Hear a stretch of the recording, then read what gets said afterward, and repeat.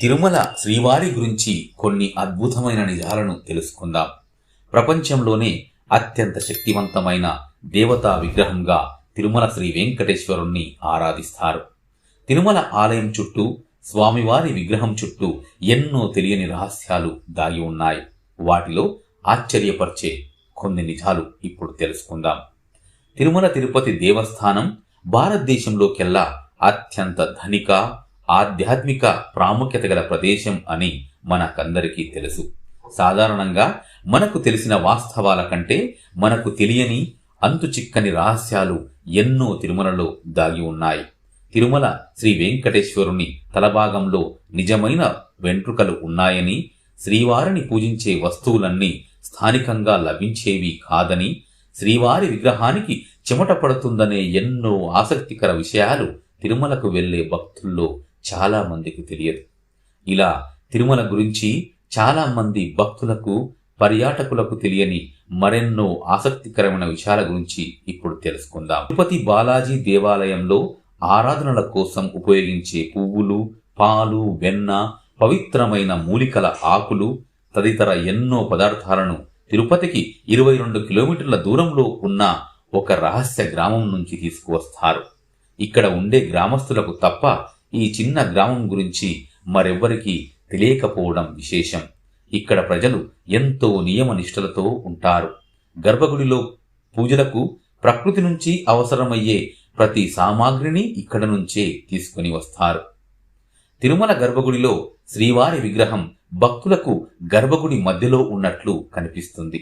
అయితే నిజానికి శ్రీవారి విగ్రహం గర్భగుడి మధ్యలో ఉండదు. గర్భగుడికి కుడివైపు మూలలో శ్రీవారి విగ్రహం ఉంటుంది. సరిగ్గా గమనించి చూస్తే మనకు స్పష్టంగా అవగతమవుతుంది. వెంకటేశ్వర స్వామి వారి విగ్రహానికి పట్టులాంటి మృదువైన చిక్కులు లేని నిజమైన జుట్టు ఉంటుంది. దీని వెనక ఒక ఆసక్తికరమైన కథ కూడా ఉంది.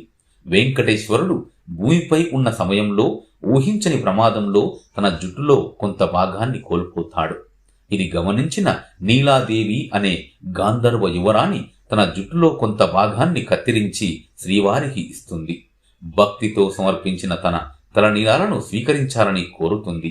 ఆమె భక్తికి మెచ్చిన వెంకటేశ్వరుడు ఎవరైతే తనను దర్శించేందుకు వచ్చి తలనీలాలు సమర్పిస్తారో వారికి సదా తన అనుగ్రహం ఉంటుందని వరమిస్తాడు. అప్పటి నుంచి తిరుమలకు వెళ్లే భక్తులు తమ కోరికలు తీరక ముందు, తీరిన తర్వాత స్వామివారికి తలనీలాలను సమర్పించడం ఆనవాయితీగా మారింది. శ్రీవారి విగ్రహం వెనక ఎప్పుడూ సముద్రపు ఘోష వినిపిస్తుందనేది నమ్మలేని నిజం. స్వామివారి విగ్రహం వెనక చెవి పెట్టి వింటే ఇది స్పష్టంగా తెలుస్తుంది. కానీ స్వామివారికి సేవ చేసే అర్చకులకు తప్ప సాధారణ భక్తులకు ఆ అవకాశం లభించదు. గర్భగుడిలోని శ్రీవారి విగ్రహం ముందుంచే మట్టి దీపాలు ఎప్పుడూ కొండెక్కవు. స్వామివారి దర్శనానికి వచ్చే భక్తుల యొక్క నిర్మలమైన హృదయానికి ఇవి ప్రతీకగా నిలుస్తుంటాయి. ఈ దీపాలను ఎప్పుడు ఎవరు వెలిగించారనే విషయాలు ఎవ్వరికీ తెలియవు. కొన్ని వేల సంవత్సరాల నుండి కొండెక్కకుండా వెలుగుతున్న ఈ దీపాలు ఇప్పటికీ స్వామివారి ఎదుట కనిపిస్తాయి.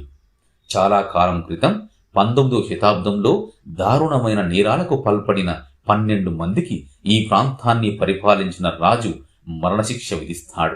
వారిని చనిపోయే వరకు ఉరితీయాలని ఆదేశిస్తాడు. మరణాంతరం నేరగాళ్ల మృతదేహాలను తిరుమల తిరుపతి దేవాలయం గోడలపై వేలాడదీస్తారు. అప్పుడు గర్భగుడిలో ఉన్న స్వామివారు నిజరూపంలో కనిపించినట్లు చెబుతారు. శ్రీవారి విగ్రహం ఎప్పుడూ తేమతో నిండి ఉంటుంది. పూజారులు ఎన్నిసార్లు దానిని పొడిగా చేద్దామని ప్రయత్నించినా విగ్రహం మళ్లీ మళ్లీ తడిగా మారడం ఇప్పటికీ కూడా నమ్మలేని, విస్మయం కలిగించే నిజం ఇది.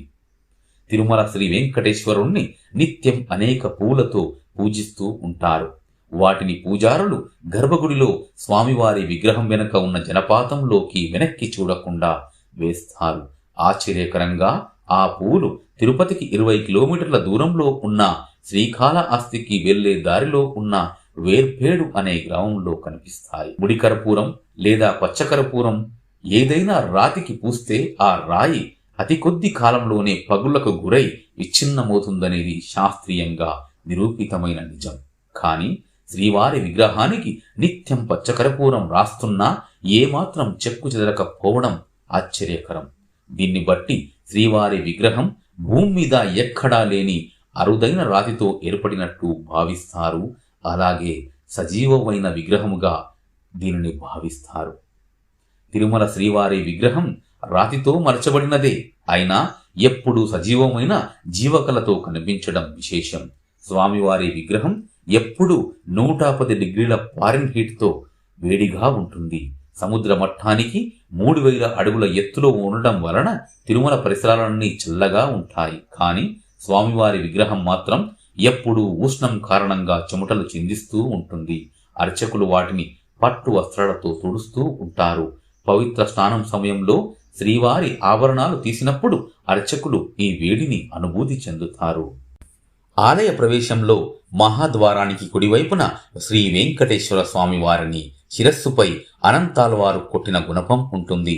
బాల్య దశలో ఉన్న స్వామివారిని ఆ గుణపంతో కొట్టడంతో స్వామివారి గడ్డంపై గాయమై రక్తం వస్తుంది.